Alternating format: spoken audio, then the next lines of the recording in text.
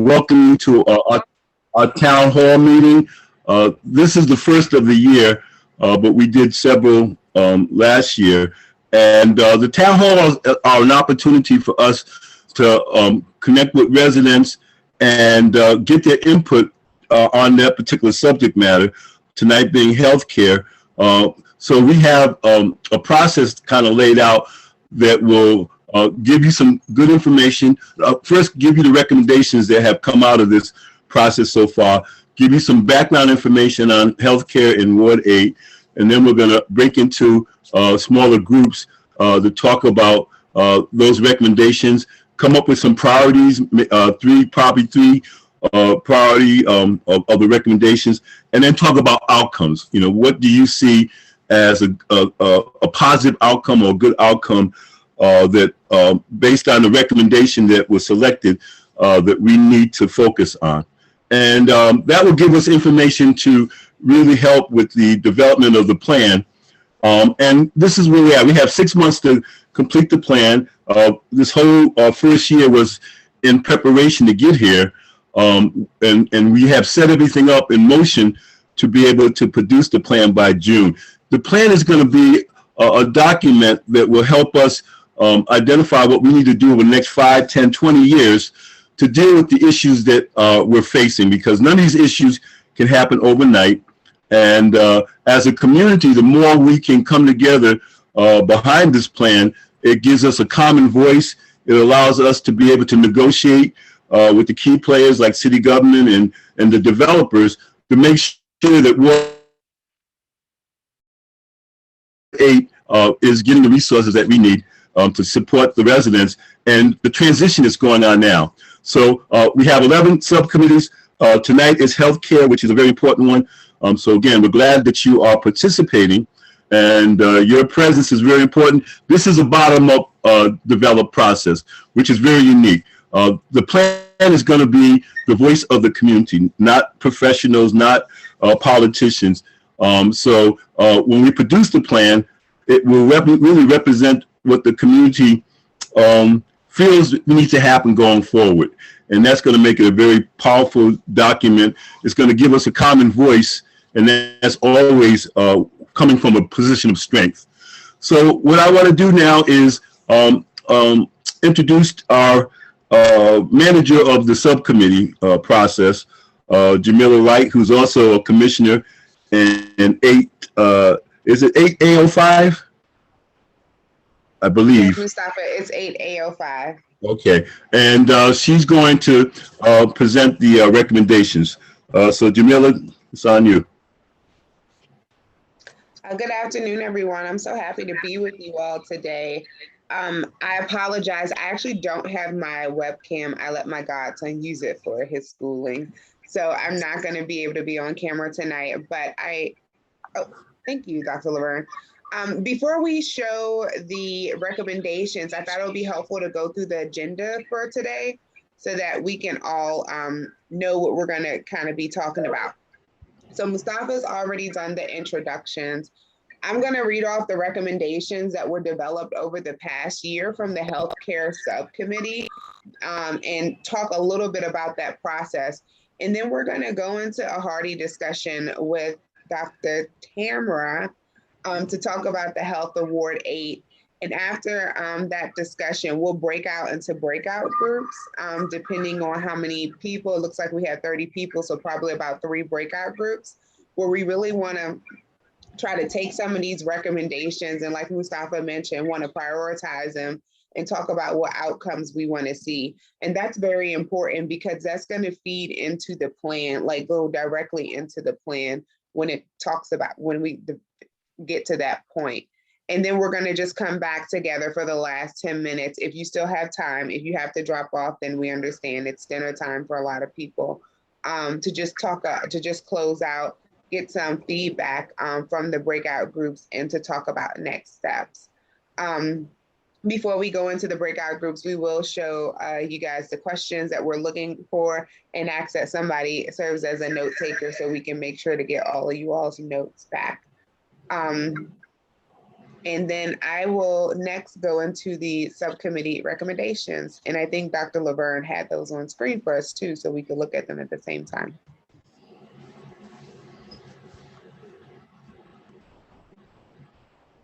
Okay, so we have 4 main recommendations from the healthcare subcommittee. And like we said, this was from, several meetings, conversations, and discussions over the course of almost a year with the subcommittee to come up with these recommendations. And as you'll see, under each top line recommendations, there are some more granular things that the community wants. So I'll read through these. If I'm reading too fast, just raise your hand, or you can read them yourself on the screen. And we can always send you a copy of these if you'd like to have a copy, but you'll see them when you go into your breakout groups again. So the first one is better trained healthcare workers, developing shadow programs to help people understand what they want to do in the healthcare system, and leveraging existing training resources to East of the River residents, Ward 8 residents.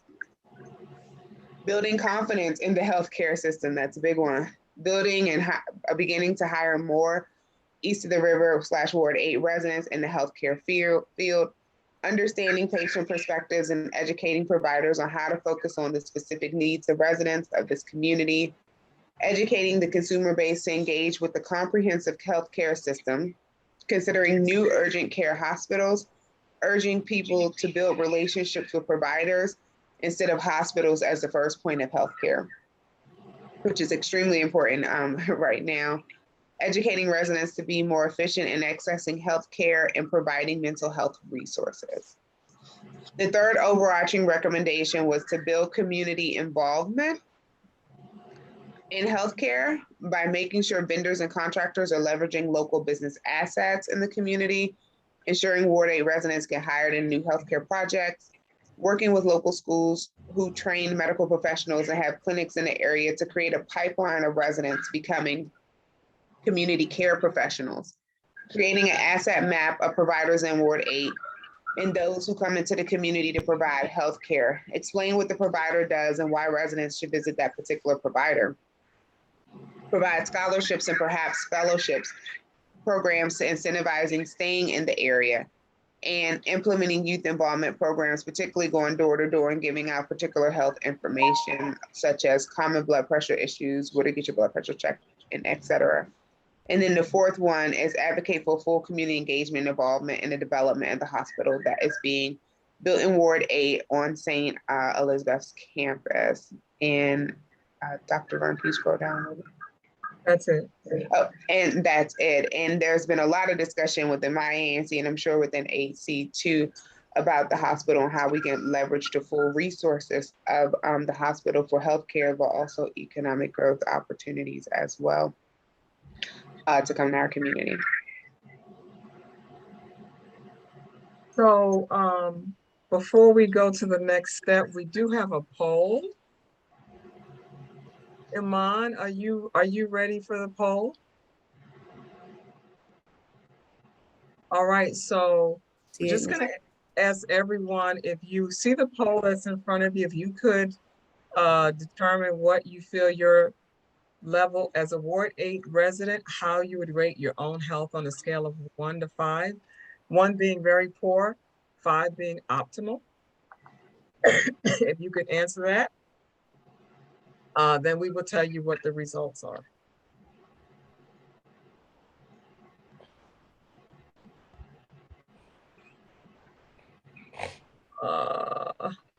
Okay, pretty good. We got almost everybody.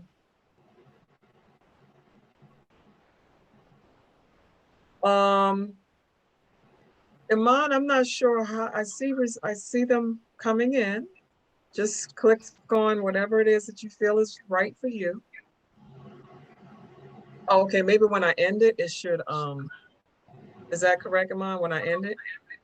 Yes, exactly. The results will show. Has everybody gotten a chance to put their answer in? I know it's a thought-provoking question. Okay, I see somebody put a number in the chat. And don't worry, it's all anonymous. So it's just to kind of get an idea of how Ward 8 is feeling about their health. All right, good stuff. Good stuff. We're almost there. 58, 81. Okay, about 90 some odd percent of everybody has, wait a minute. Only 35% 35% participation. participated. Wait a minute. We gotta do better. Come on, let's bring it up. It's completely anonymous. So we won't even know you did it. We just want to show what it looks like from just this room, how you feel about your health. And once we, let's try to get it to at least 50%. Oh, we're at 41. Good stuff. We're at 41. Oh, if you're not in Ward 8, okay. You can rate even if you're not a Ward 8. Oh, even if we're not in Ward 8. Okay, that's different. Yeah, I appreciate that. I appreciate you pointing that out. And while I'm mentioning, I sent out my link for people to get in, and that's why your name might say Laverne Adams. We're going to fix that as well. And if you know how to change your name, please feel free to rename yourself. All right, we are at 67%. Good work. Let's end the poll and see how we made out and share the results. Can everybody see that? Yeah. About over 50% feel like they're in pretty good health. 30% are a little less than that. 9% feel that they're in not so good shape, and 10% feel they're in optimal health. All right, good stuff. I'll stop sharing. Back over to you, Jamila. And thanks so much, Dr. Laverne, and thanks to everyone for participating. As we try to think of, things that we want to get from the community, from you all, to shape our conversation and our knowing. So Mustafa is probably gone to do his interview with the Post, I believe. So that should be pretty exciting. So I want to bring up Dr. Tamara so she can talk about the state of the health of Ward 8. And oh, there you go, Dr. Tamara Smith.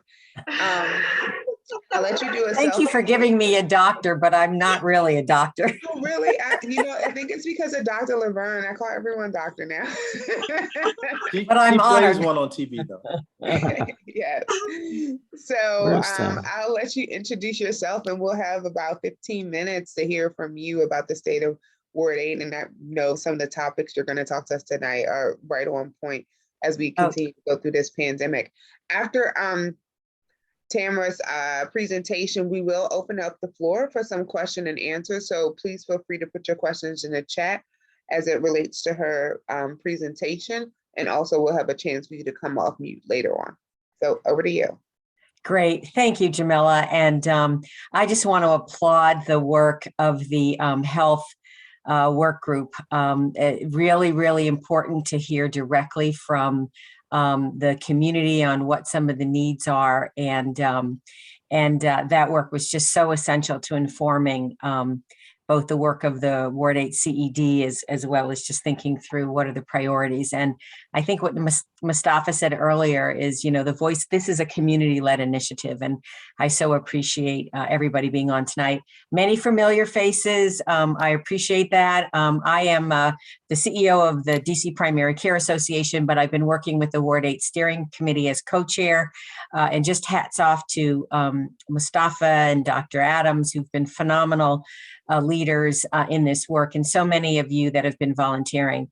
I also must acknowledge my colleagues who I know are here on the call. We've got George Jones from Bread for the City. We have Naseema Shafi, who's the CEO of Whitman Walker, Victoria Roberts from Community of Hope. These are all long-term individuals who've been working at community health centers in the committee. My colleague, Patricia Quinn from DCPCA, Megan Davies also from Community of Hope. So thank you guys for being here. I'm going to start this little conversation with a little quiz, and you can put your answer in the chat. For those of you that have been around a while, I've been in the DC area for 39 years now. I think I've earned my gray hair. But the reality is that I used to work at United Medical Center back in the 90s. And so been very committed to work in this community. Worked in healthcare my entire career, human service development, my entire career here in the district with many of the hospitals and with the managed care organizations. And just very passionate about health equity and about health status in the community. And I'm just so proud of the work that the W8CED has been doing to raise the level of awareness and to bring the voice of the community to the table. So here's my question. How many people know what the name of the hospital was before it was United Medical Center? Anybody know the answer?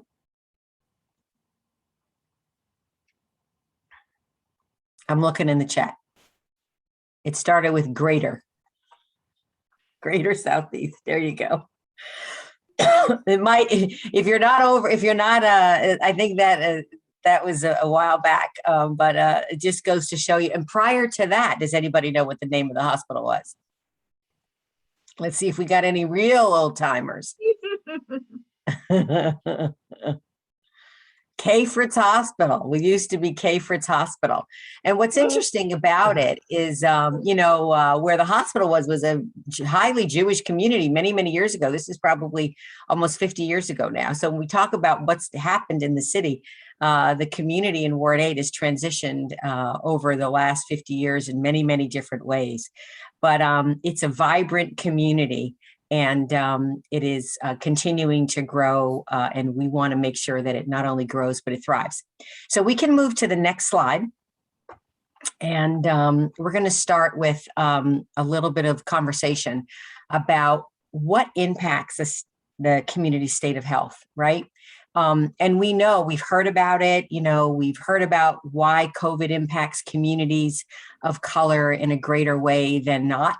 Why COVID impacts and other health issues impact communities of color or in communities that are of lower income than others. And what scientific evidence is showing is that there's an overwhelming negative impact on the physical, mental, and emotional well-being of individuals who are involved in, witnesses to, and victims of lifelong and generational violence, racism, and injustice. And this is what we call, and what individuals are calling, generational trauma and trauma in healthcare communities or in communities in general. And this is just so important for us to remember. It's not just, people's decisions about what they eat and when they go to the doctor or not. There are many other factors that are impacting individuals' health and well-being. And I think this is shown with COVID, and it's just shown recently in a lot of the data and things that are coming out. So we want to make sure that as we think about how do we improve the health and the well-being of communities, that we think about more than just physical health. We think about mental health, we think about emotional well-being, and we think about the support systems in the community. So if we go to the next slide, what is the data telling us? Dr. Arnetta Arno from the Department of Health wasn't able to be here tonight, but she did some awesome work on health equity in the District of Columbia. Some of that work looked at disparities and differences between one community and the next. And what we're finding is place really does matter. Here's some data. Life expectancy in Ward 8, 72 years versus 88 in another geographic part of the city across the river. Cancer rate, 2.5 times higher in Ward 8 than in Ward 3. Heart disease, 4 times higher than in Ward 8 than in Ward 3. Infant mortality, 6 times higher. Obesity, higher. If we go to the next slide, what we see is that the statistics continue, right? Higher rates of smoking and diabetes. We know the COVID rates are higher in many communities, Black communities.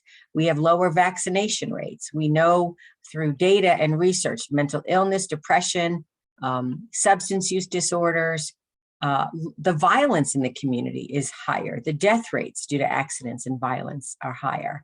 And this isn't news to us. For those of us working in the healthcare community, this is not news. We know these factors and this data has existed for a long time. But I think what is becoming more apparent is that it's not just about access to healthcare. And if we go to the next slide, what we see is what are the things that are impacting our health, right? And it's not just, do I go to the doctor? Do I eat the right food? Do I exercise? There are many other things. And what we're finding is that your education level, whether you finish high school, whether you go to college, makes a difference. Whether you have sustainable income, look at the disparity in Ward 8 versus in another ward, Ward 3, for example, almost 3 times, 4 times as much money in terms of income. Violence, and as we mentioned earlier, stress, depression, community trauma.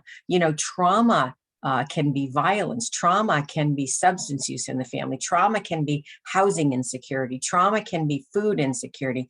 Trauma can be things like domestic violence. Trauma can be many, many, many things. And this is prevalent in our communities in Ward 8. Lack of access to housing and jobs, and sustainable income. We all need sustainable income in order to support ourselves and our families. So these are some of the things that are impacting our health and our well-being. The Ward 8 CED Health Committee identified some of these factors as things that we need to look at.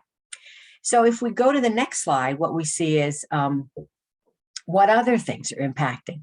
How many big time grocery stores are in Ward 8, right? We have community stores. What's in the community stores? How many Giants or how many Safeways or how many Whole Foods are in the community, right? We know they're food deserts east of the river.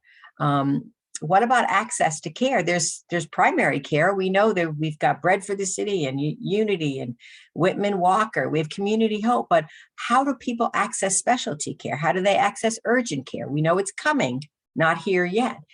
Where are the behavioral health support systems and caregivers that we need?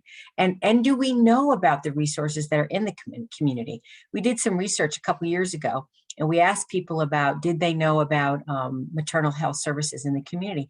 What we found out is people didn't know that the services that right in their community, where they were and how to access them. So there's a lot of lack of knowledge about what is where, what are the hours, and how do I access it? What about safe community recreational areas and programs? Can people feel comfortable walking out in their communities day and night? Do they have enough green space? Do they have enough parks? Are there enough after-school programs for children, for seniors, for adults? These are things that are in communities that are thriving, that help people improve their health and well-being. And what about chronic disease? We are subject as people of color and Black communities to hypertension, to cancer, to diabetes. Do we know about the information that's available to help us both prevent these diseases as well as manage them if we have them? And where are things that we can access that will help us with well-being, whether it's exercise, whether it's getting better food, etc. So these are things that are impacting our health and our well-being. And there are other things that are impacting our health and well-being. Inequities in our communities. For example, resources. How are resources used? How are resources allocated to the schools? How are resources allocated to small businesses? How are resources allocated to community-based organizations, to healthcare providers? They're different.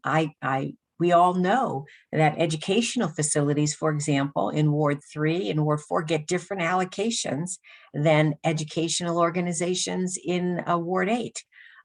We know that the incentives for organizations to put their businesses in some communities, whether that's retail or food, exist. The incentives are higher in other communities.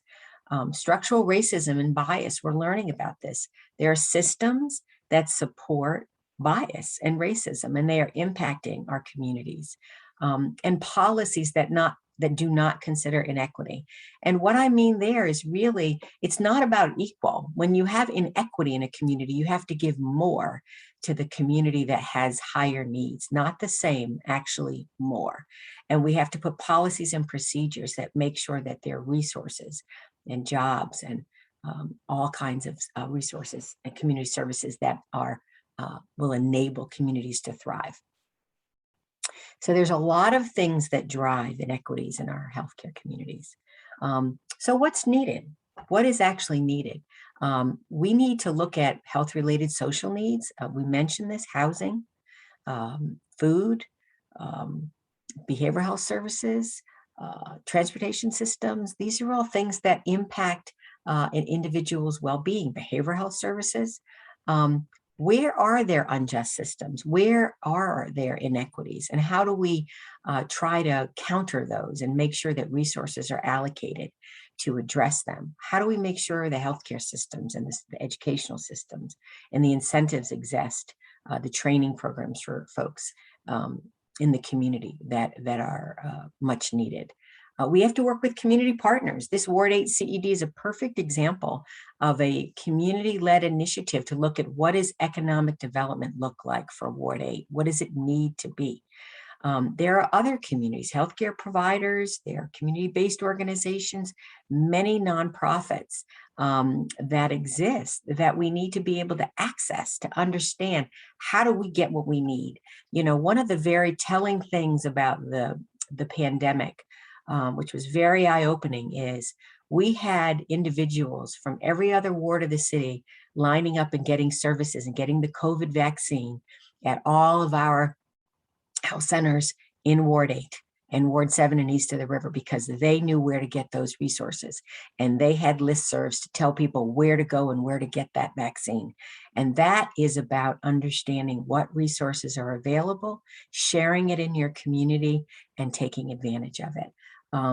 W8CED is putting out a Ward 8 resource guide. I don't think it's out yet. Dr. Adams is in the process of producing it in partnership, but that's going to have a whole list of a variety of healthcare services, community-based organizations, and many resources in Ward 8. And so part of it is just knowing where the resources are, who are the organizations, how do you access what's available. Family Success Centers, the ANCs, the churches, many, many other organizations. I'm going to look in the chat for a minute. Yeah, Dr. Adams, I think, will put in the chat where we can get the Ward 8 resource guide, but I believe it'll be on the W8CED website. Absolutely, and it probably won't be completed till the end of the month. Okay, perfect. And I That's sent great. some things over to you, Tamara, so we'll talk about them. Beautiful. All righty. And then if we go to the next slide, I think what we see is, what else do we need to do? You know, we all need help to improve our well-being, whether that's family support, community support, healthcare support, job support. You know, you can't really help other people unless you help yourself. So I would just say we need to get the help that we need to improve our own health and well-being. Sometimes it's moving yourself into different social groups. Sometimes it's just looking and accessing the resources that are in the community. Don't think that you're number one alone. And number two, don't think that you have to do this work alone. There's lots and lots of resources in your healthcare communities, in your healthcare centers, in your community health centers, and in your community-based organizations. Lots of job training and educational programs. One of the recommendations of the work group was we need more people east of the river working at community health centers, at hospitals, in the healthcare sector. Lots of opportunities for education and job training, UPO, UDC, DOES, many others to mention. And the reality is there are a lot of jobs in healthcare. We need more community health workers. We need more community health navigators. We need more clinical people. We need more front desk folks. There's so many people. Healthcare is in a crisis right now, and we need more people in the healthcare sector. So take advantage of these opportunities for job training and education. And I would say one of the last things is your voice is absolutely essential. These things are absolutely essential, making your voice heard. And there's a lot of ways to do that.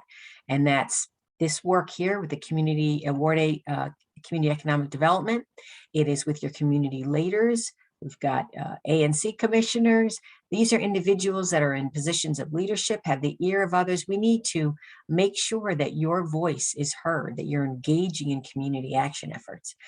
Lots of opportunity to present at council hearings. You know, you always hear from organizations, but the voice of the community is essential. And I can tell you, having presented testimony to Councilmember Vince Gray at the healthcare hearings, he wants to hear from the community, and he really values the voice of the community in terms of what's needed and how we should allocate resources. And, you know, sometimes we get tired of data and participating in surveys and research and those kinds of things. And, you know, where does it all go? The reality is that if our voice and if your voice is not heard, if you don't participate in the surveys and the data collection and the research, then other voices will be heard. And I can't tell you how important it is that we provide factual information, your opinion, and you are at the table defining what your needs are. And I think this Ward 8 Community Economic Development Initiative is a perfect example of getting the voice of the community into the recommendations and driving what's needed in the community. So don't forget how essential your voice is. And there are many other ways. You know, the community health centers have advisory councils, the managed care organizations have advisory councils, the hospitals have advisory councils, lots of ways for you to get engaged and to get your voice heard. So I will just end with community action is what's really needed. Getting involved, working together, and really being persistent in moving this agenda forward. So I'm happy to take any questions. I think there's some things in the chat that people are talking about. I would welcome any feedback from my colleagues. I know George Jones, Nasima, and Victoria, all from health centers at the table. Anything you guys want to add? Yeah, I just wanted to add to the comment that you made about the voice of the community being heard, and that we are very soon going to be delivering a survey. And we definitely want you to take part in that. We want to hear your voice so that we can actually add it to this plan that we're putting together to present to the government. So thank you so much for bringing that up, Tamara. Absolutely. I believe Jamila is going to run the questions. Okay. Yes. Well, do any of your other colleagues want to chime in and add any thoughts or comments before we go to questions? Nice to see you, Mr. George. Hello. Yeah, well, that was excellent, Tamara. You did an amazing job. We do need to give a shout out to family medical and counseling services, who of course is one of the long mainstays when it comes to primary care in east of the river. And so Flora and her people have done an amazing job, and the rest of us are sort of riding the coattails a little bit in that way. But the other thing I want to say, and I know you know this, Tamara, that Bank of America is partnering with the Ward 8 Community Economic Development Initiative and Bread for the City to try to really help us work to address the trauma you were talking about, behavioral health and mental health services, particularly for younger people. And so even though that initiative is still sort of unfolding, that's a really exciting piece. And so people should stay tuned to hear more about that support that Bank of America has provided and the initiative itself. Great, thank you. Nasima, anything you'd like to share being long-term provider here? I think, you know, what you're communicating and what we're hearing about community engagement is really important, and really making sure the community is at the table and helping us understand how we can reach people better. So I'm excited to hear more about the survey and see the results when we've gotten all the community to respond. Great, thank you. And Victoria, Community of Hope, anything you'd like to share? I thought you really did an amazing job, Tamara. And, you know, I think everything that you said aligns with everything that we see and feel and hear about in the work that we do. I did put a comment in the chat when you were talking about healthcare being an employer, and I think being a good employer, and that there's lots of opportunity. And I just do want to put a plug in that right now, Community of Hope is hiring for a lot of positions at our Conway location on Atlantic Street. These are good jobs. pay well. We're willing to work with people, you know, entry level, and, you know, benefits, vacation, sick, all of that. So please, please, please take a look and refer anybody that you know who's looking, because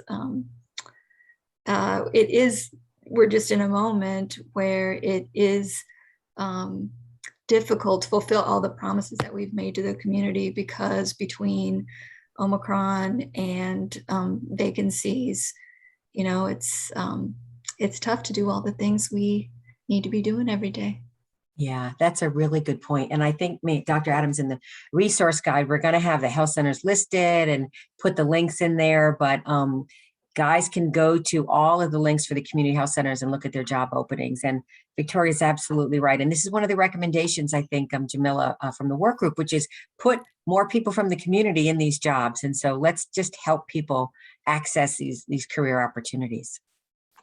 Yeah, I was wondering, as a journalist, I just wondered, and I just want to throw this out, that jumped out at me as very important. Can you get more people and young people in the community involved? And can there be programs, or can there be efforts to involve young people in the community who may be less than skilled, who may be a long way from qualification, but with some basic training, could be advocates, could be informational people who could direct community people to the healthcare needs and the healthcare providers, so that there's more people providing a means of connection for the healthcare system, so that it's not a heavy lift for young people, and people, again, as I say, who may lack qualification or skills, but with some basic training could be a positive, could add some positive weight to the efforts, and that maybe there's an opportunity to drive more people into the system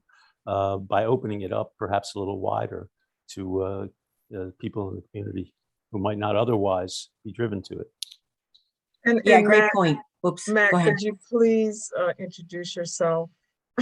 Oh, no.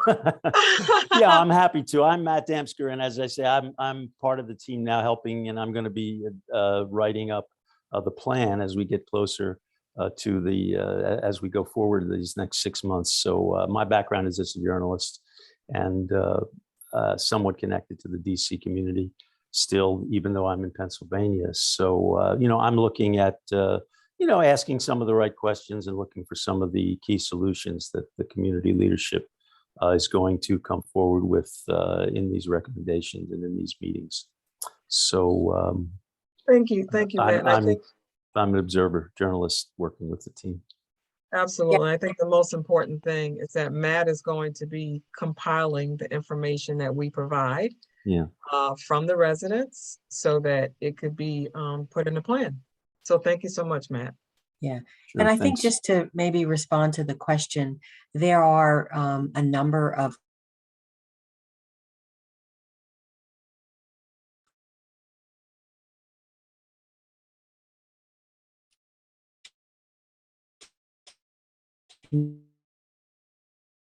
community out, and also collaborative for workforce in the healthcare field in the district. And one of the things we're trying to do is get healthcare providers to have their individuals talk about their careers and what's required to get in, and really share with community residents what it's like working in some of these positions and fields and those kinds of things. So absolutely essential to have a pipeline. And we really want to get into the schools, into the grade schools, to talk about these healthcare careers and to get people excited about, becoming doctors and nurses and behavioral health providers and all of that. Mm-hmm. We have a question in the chat. Jamila, did you want to? Sure. Do we have any more remarks from your team, Tamara, or we can go ahead and to question and answer? Okay. I'm sorry. This is Angela from Martha's Table. May I say something real quick, please? Go ahead, the Family Angela. Success Center, I love the comments that you all are having. And representation is very important when our people are starting to go to receive medical checkups or whatever. So I'm all about that. So, but I do want to speak a little bit about our mental health coordinator that we have on board. And we're doing a lot of work to add that piece of wellness to our our community. They've asked for it, and we're doing it through workshops, our stress workshops. So like tomorrow, we have a workshop on a checkup for the neck up. And through our partnership with Community Wellness Ventures, we are able to create a pipeline where our neighbors and the people who come for our service can also be connected to the emotional wellness piece of healthcare. So I'm so excited about that. And we're getting so much positive feedback from the community. And so that sort of goes in line. I see a lot of comments about the drug usage. Sometimes people do that for coping mechanisms, and so it's a great way adding that emotional wellness piece on knowing how to cope with the grief and the trauma that our community oftentimes can experience. So. Absolutely. Absolutely. Yeah. Thank you so much, Angela. So we're going to open it up to some questions. I see some people are putting questions in the chat. I'm going to offer you first the opportunity if you want to come off mute and ask your question. Just raise your hand and we can go that way. And if not, I'll read some of the questions from the chat.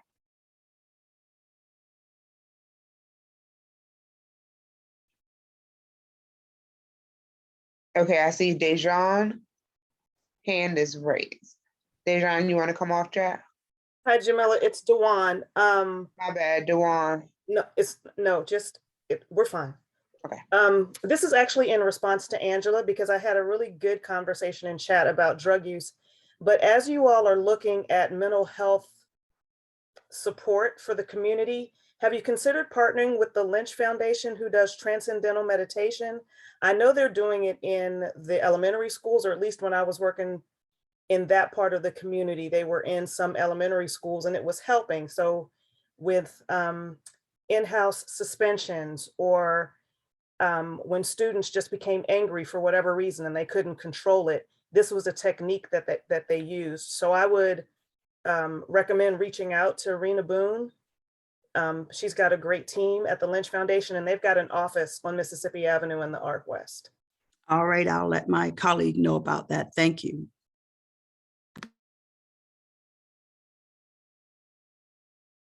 Thank you so much. Do we have anyone else that wants to come off mute and ask their question or give a suggestion?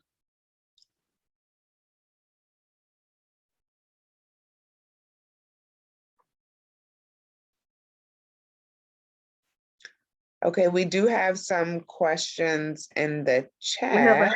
We have a hand. Oh, sorry. Oh, yes, Alfred. Good evening, everybody. I just have a quick question for, I think the lady who just, Tamara. My question is in your presentation of some of the data you mentioned, you kind of referenced Ward 3. My question is, all these programs, Bread for the City, UPO, all these nonprofit organizations that you say are out there to help us, is that the reason why Ward 3 is so far ahead of us in all of these different categories? Is that the reason why they are so well off and doing so great in all the different categories, in employment, how much money they make more than us? Is the reason why they use all these nonprofit organizations to get ahead? I understand the question now. I think one of the reasons is not that they so much use all the nonprofit organizations, but they have more resources and disposable income and more investment in the community, right? So if you have 50,000 versus 190,000, you got a lot more resources, right? Just the average income. So you've got more resources to support housing, education, food, everything. You just have less stress. Let's put it that way. I think if you have, more education, you have an opportunity to get a better job, right? And to make more money, right? And to get benefits and those kinds of things. So part of what's going on is there's a correlation between a person's education, a person's income, right? And how well their health status is. And so what we want to do is we want to raise income levels in our communities, Ward 8 community. We want to raise educational levels.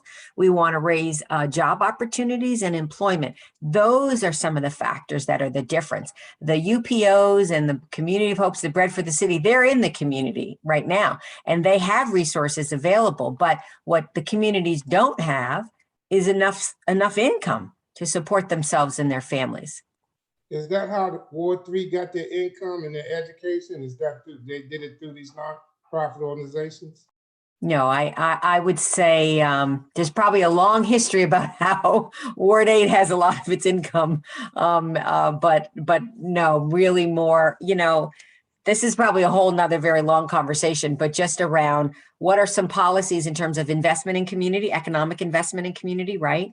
What are the opportunities that people that are not of color have for education and for jobs, right?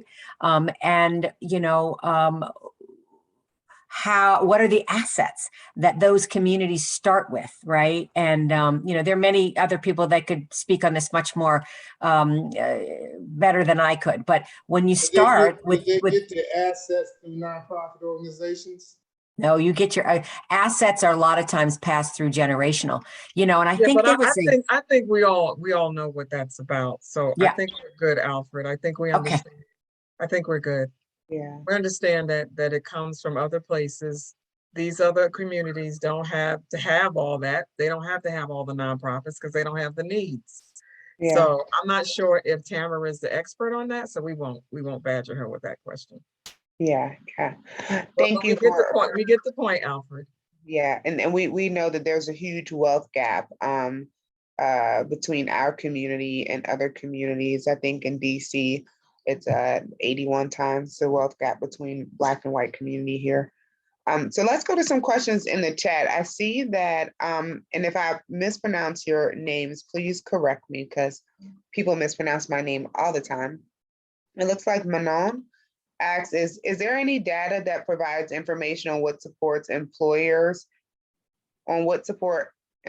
need to hire from the community wraparound supports, transportation, childcare subsidies? Any ideas on current best hiring and recruitment practices in Ward 8?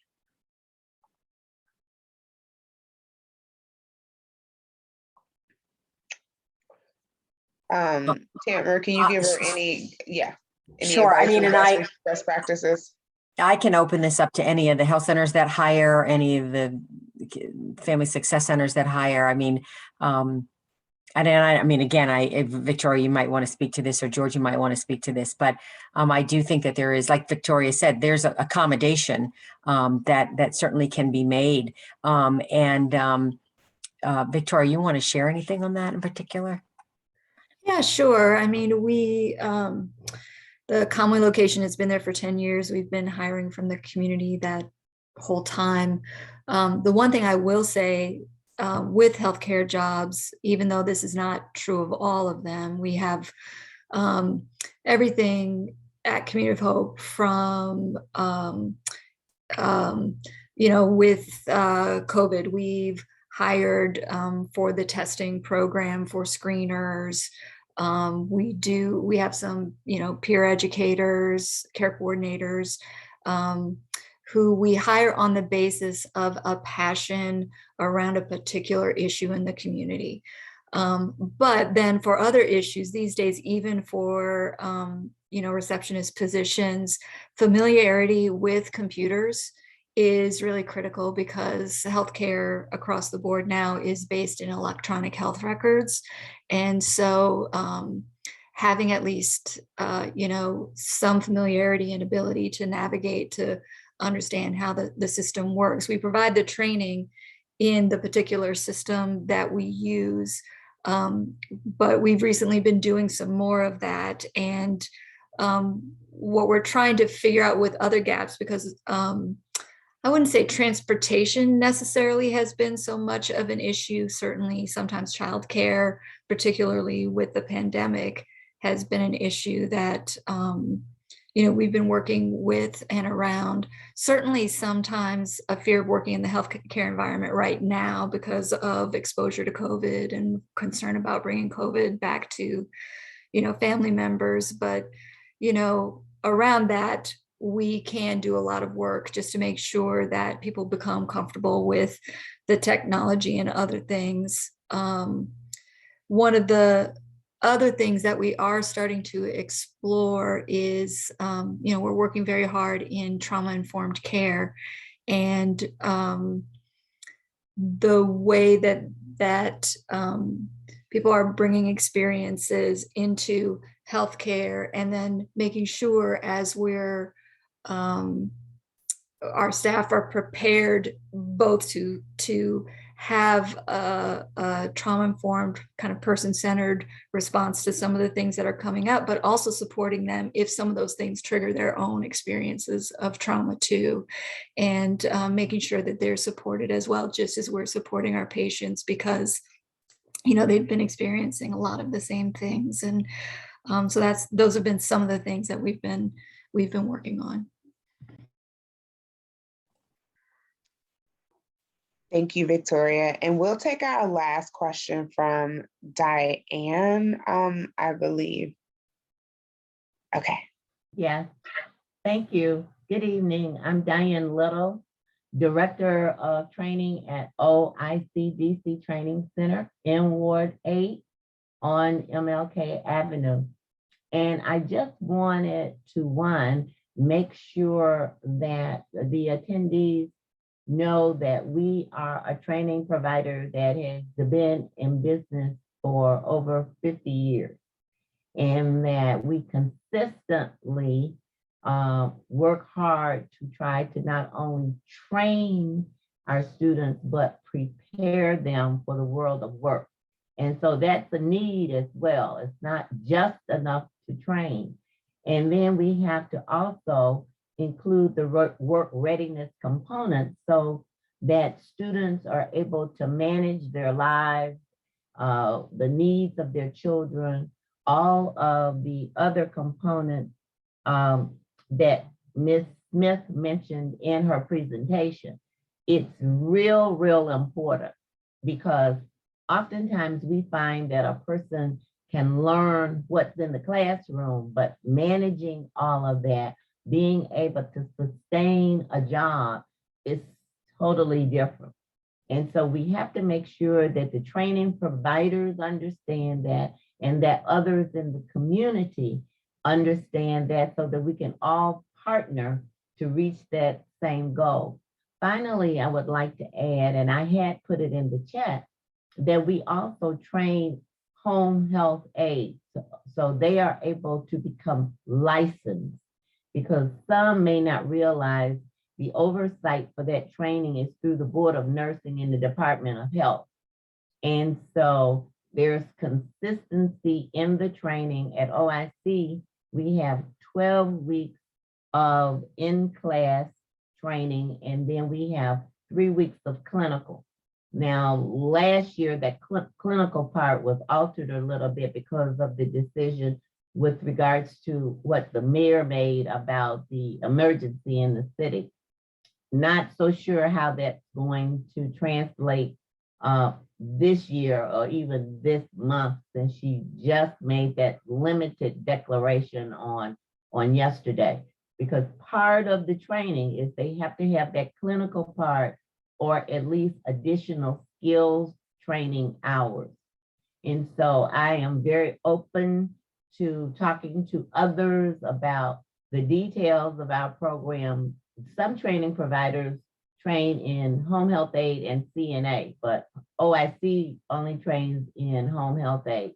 There's a great need, but there's somewhat of a bottleneck right now, because the testing has transitioned from one administrator to another. So I'll stop preaching about OIC. Yeah. Thank you, Diane. We appreciate that. And if maybe you could information in the chat on how we can connect with OIC. I used to work for OIC in Liberia 10 years ago, so glad to know that they're still doing programming. Yeah. So, Oh, Mustafa used to work with us. Yeah. yeah, I So, know, on workforce okay, I'll development. put my information, our information in the chat. Thank you. We can continue to carry out this conversation into our breakout groups. We do want to have a chance to get into those groups a little bit. And like I said, one more hand, Jamila, I don't know if you know. oh, it's 2 screens. Sorry, Angela, I just give you like 30 seconds because we're a All little I bit need is behind 30 time. seconds. That's why we have the Family Success Center to help meet the needs of our community. So when they come to us, we can connect them to either internal resources or through our partnerships throughout the network, connect them to those resources to help them remove some of the barriers that will keep them from being employed. So definitely have them come to Martha's Table or any of the Family Success Centers to see if we can help remove some of the barriers. Thank you so much. And Angela, please put those resources in the chat, like I mentioned, so folks can grab those as well. One thing that Tamara had mentioned in her presentation is something that Dr. LeBron, I'm sure, is going to talk about maybe more on our next town hall, that we are very much committed to in this process, is the role of advocacy. You know, we know that poverty is a policy issue and that policies need to be in place and changed to bring about the equity and opportunities we deserve. And so we have been in conversation kind of with different members of the community about how do we use this opportunity and use our voice to organize, not only in this upcoming budget process that the city is having, but also the next budget process for FY24 that starts in October. And so the Ward 8 Democrats are actually having a budget hearing session this Saturday that's going to be led by DC Fiscal Policy Institute, which does an amazing job at breaking down the DC budget. And so this will be a great opportunity for anyone who's interested in learning more about the budget process and how you can get involved to learn more. But like I said, we will also be bringing those resources to you all through this process. So I'm going to go ahead and drop the information from Ward 8 Dems about that training, or about that session, that workshop this weekend in the chat.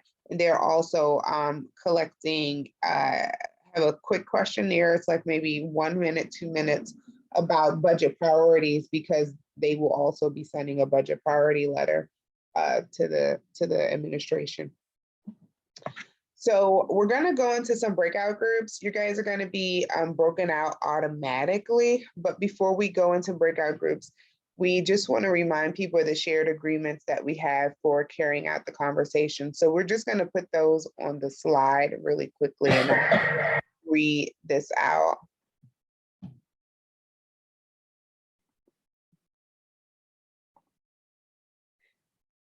Iman, can you show that slide real quick?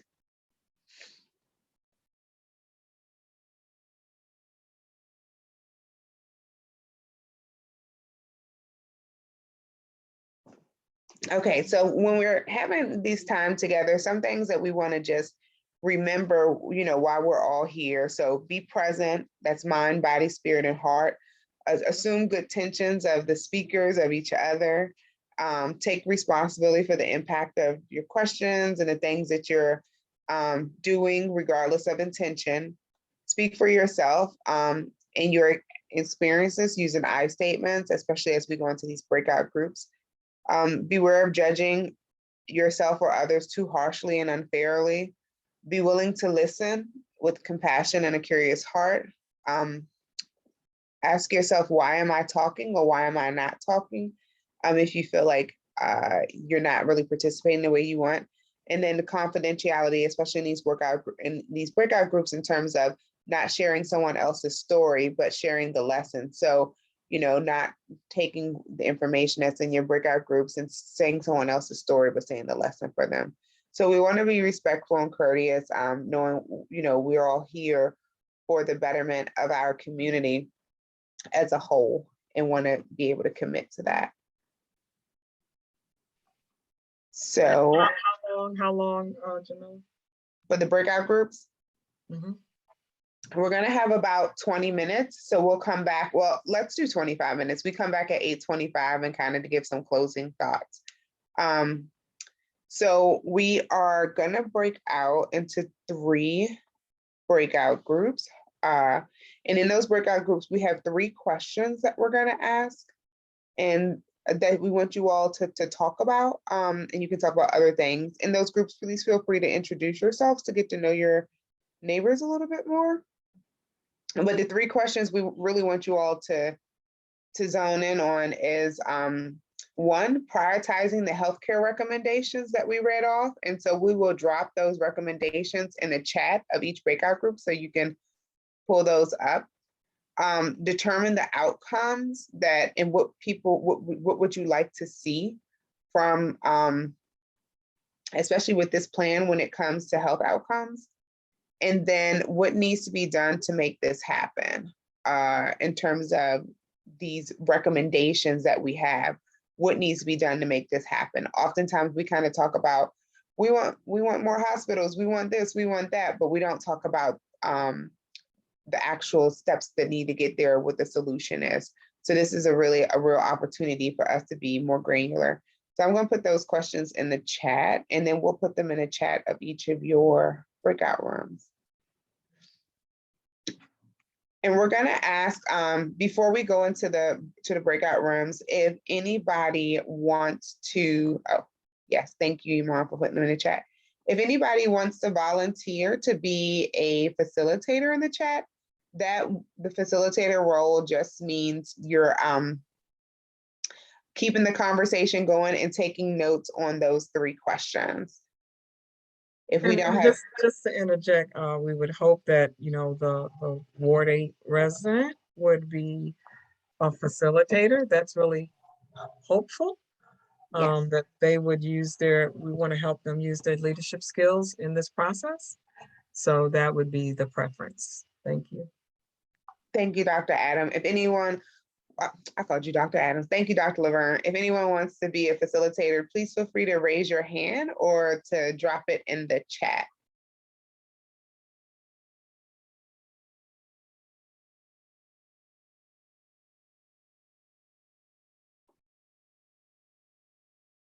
You guys all of a sudden went quiet. It was so talkative earlier, and now everybody's gone all quiet. You might have to volunteer some people. Oh, we're gonna break out into rooms. So when we get there, perhaps. Yeah, in your rooms, you all can collectively decide who's gonna be the facilitator and who can take notes on the questions. And Dr. Laverne and I will pop in each of the rooms to check on you all. So we're gonna break out into rooms now. Once you get into the rooms, we can look in the chat. That's where we're gonna have the questions again, and that's where we're gonna have the recommendations so you can see them. Oh, one last thing. If you know how to change your name, some of you have been changed to participant, but if you are a resident, if you would change your name, go up to the top of your picture of your screen, of the screen of your screen, and just get the drop down and it'll say rename. And what you can do is just add an R.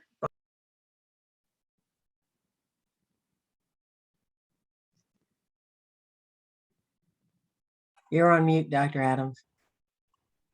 And I just muted myself with all of that I was just doing.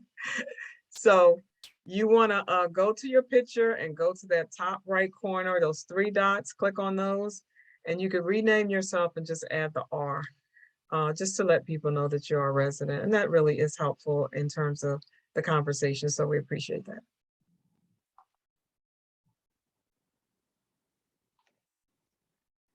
Thank you so much, Dr. Adams.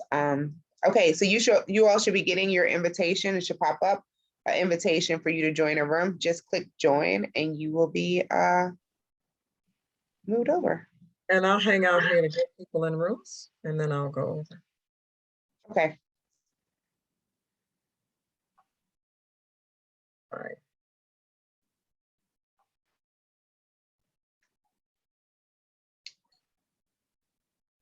Anybody having trouble getting in the room?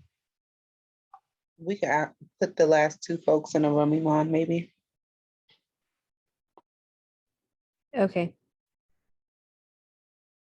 All right, and I'll go into room 2. And you know what? Tamara is going to be in 2. So I'm going to go in. She's going to be in 2. She could be a leader. She said she'd be happy to take notes. We don't have anybody else. Okay. So let me go in 3 because Mustafa is one of those people and he's not there. Okay, and then can you, when you go into 3, can you drop the questions in the chat, and you already have the recommendations, so. Yeah. Okay, Iman, can Yeah. you go into 2 and drop 1? And we need to drop the questions in each group. So Iman, if you go into 2 and drop the questions in the chat, Yep. and then the recommendations in the chat. Do you have the recommendations? The shared agreement, or I don't have the recommendations, so sorry. Okay, hold on. I'll drop them in the chat for you now. Hold on. Okay, thank you.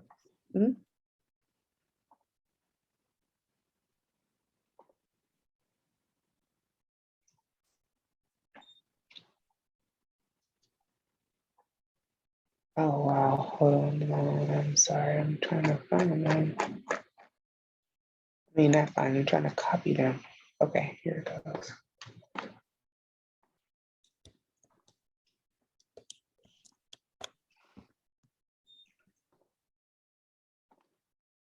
Okay, so you have the questions.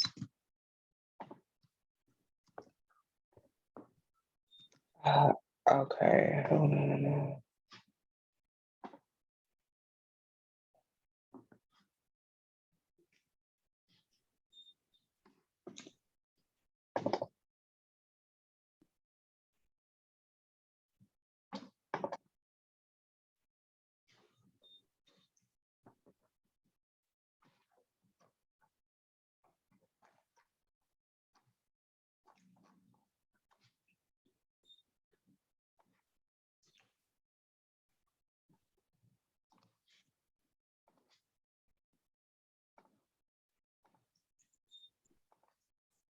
Iman, it's not letting me paste it. Okay, sorry. Just email it to me if you want. Okay, I pasted it. Okay, so you're gonna go into 2 and I'll go into 1. Okay. Oh, Iman, how do I go into 1? It says it's trying to put me into 3. I can try to move you there. Just go ahead and move to 3 and I'll move you. Okay.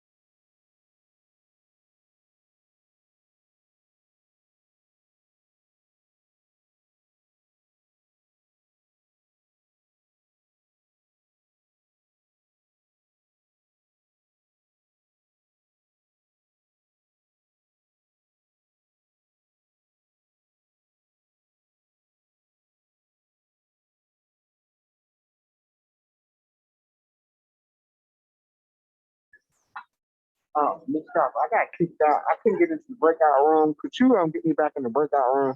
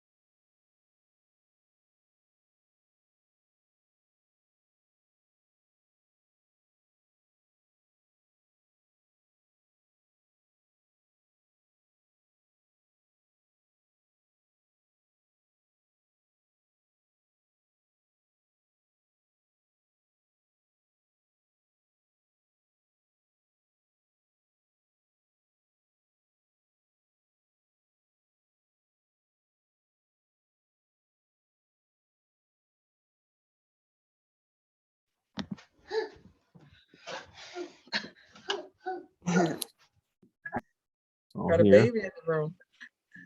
Yeah. Hello, everyone. Welcome back. I know that many of us probably had to drop off for dinner, but and apologies for keeping us over a few minutes. But I hope those conversations were great. The one that I sat in particularly was very, very useful.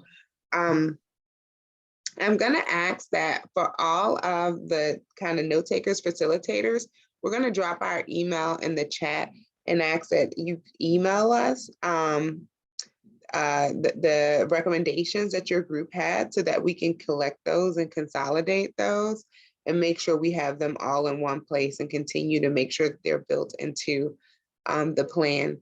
So Dr. Laverne has already put the Ward 8 email address in there. And we ask that each of you email us those recommendations so that we can have them. Okay, and could we get Got the it. names of the people who took the notes? I know it was April in my group. It was Matt. I took the notes in my group, and I will be happy Okay. to send along some great recommendations that we had, some great ideas. Beautiful. And then Community. who else? In room 2, Angela was the facilitator, but I have the notes. That's me. Okay. Yeah. And who else? I Oh, think it's only that's all 3 rooms. Yeah. Okay. Got it. All right, good stuff. Great, everyone. So we will Great. look forward to seeing you all on the next town hall. Please connect with us on social media, sign up for the newsletter, tell a friend. And I also dropped in the chat resources from the Ward 8 DIMS. One is their survey link, which is on the bottom, and the top link is the meeting they're having with DC Fiscal Policy Institute. So thank you, everyone. And we wish you a good night and a safe rest of your week. Yeah, good job, everybody. Same here. Thanks to everybody. Really Take care. enjoyed it. Good night. Really Great enjoyed job. it. Good night. Take care. Good night.